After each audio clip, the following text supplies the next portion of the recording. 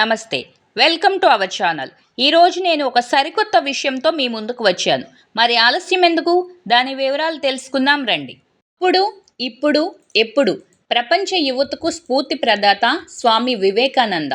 ప్రపంచ చరిత్రలో అత్యంత గొప్ప సాధువు, తత్వవేత్త స్వామి వివేకానంద 1863 జనవరి 12న జన్మించారు. స్వామి వివేకానంద జయంతిని పురస్కరించుకుని దేశం ప్రతి సంవత్సరం జనవరి 12న జాతీయ యువజన దినోత్సవం నేషనల్ యూత్ డేగా జరుపుకుంటుంది. వివేకానందుడు ప్రముఖ సాధువు, రామకృష్ణ పరమహంస శిష్యుడు.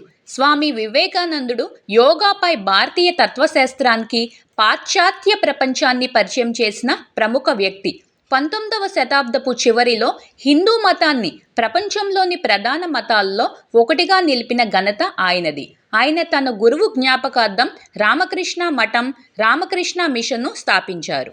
అమెరికాలోని చికాగోలో 1893లో జరిగిన ప్రపంచ మతాల పార్లమెంటులో చేసిన ప్రసంగం వివేకానందుని పేరు ప్రపంచవ్యాప్తంగా మారుమోగేలా చేసింది. ప్రపంచవ్యాప్తంగా ఉన్న మత పెద్దల సమక్షంలో వివేకానంద అమెరికన్ సోదరీమణులు, సోదరులు అంటూ తన ప్రసంగాన్ని ప్రారంభించినప్పుడు చికాగోలోని ఆర్ట్ ఇన్స్టిట్యూట్లో కొన్ని నిమిషాల పాటు చప్పట్లతో మోతెక్కింది. ఈ మతాల పార్లమెంట్లో వివేకానందుడు హిందూ మతాన్ని ప్రపంచానికి పరిచయం చేసిన తీరు ప్రపంచవ్యాప్తంగా గుర్తింపు పొందింది. స్వామి వివేకానంద 1863 జనవరి 12న కలకత్తాలో జన్మించారు. స్వామి వివేకానంద చిన్ననాటి పేరు నరేంద్రనాథ్ దత్. చిన్నతనం నుంచి ఆధ్యాత్మికతపై మక్కువ ఎక్కువ.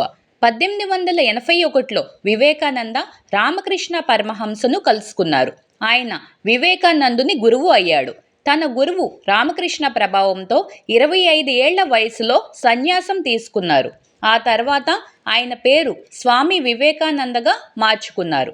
రామకృష్ణ పరమహంస 1886లో మరణించారు. స్వామి వివేకానంద 1897లో కోల్కతాలో రామకృష్ణ మిషన్ను స్థాపించారు. ఒక సంవత్సరం తర్వాత ఆయన గంగానది ఒడ్డున బేలేరులో రామకృష్ణ మఠాన్ని స్థాపించారు. వివేకానంద తన 39వ ఏట 1902 జూలై 4న బేలేరు మఠంలో మరణించారు. వివేకానంద జయంతిని జాతీయ యువజన దినోత్సవంగా జరుపుకుంటారు.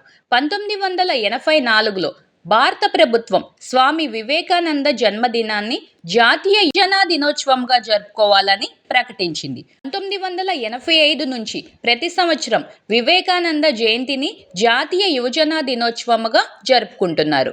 వివేకానంద నిజమైన కర్మయోగి. ఈ దేశ యువతపై పూర్తి విశ్వాసం కలిగి ఉన్నాడు. యువత తమ కృషి, అంకితభావం, ఆధ్యాత్మిక బలం ద్వారా భారతదేశ విధిని మార్చగలరని ఆయన దృఢంగా విశ్వసించారు. ఆయన సందేశాల ద్వారా యువతలో ప్రాథమిక విలువలు నింపేందుకు ప్రయత్నించారు. ఈ వీడియో కనుక మీకు నచ్చినట్లయితే దీన్ని మీ ఫ్యామిలీ అండ్ ఫ్రెండ్స్కు షేర్ చేయండి. మరిన్ని ఇన్ఫర్మేటివ్ వీడియోస్ కోసం మన డాటర్ ఆఫ్ జర్నలిస్ట్ ఛానల్ను సబ్స్క్రైబ్ చేసుకోండి.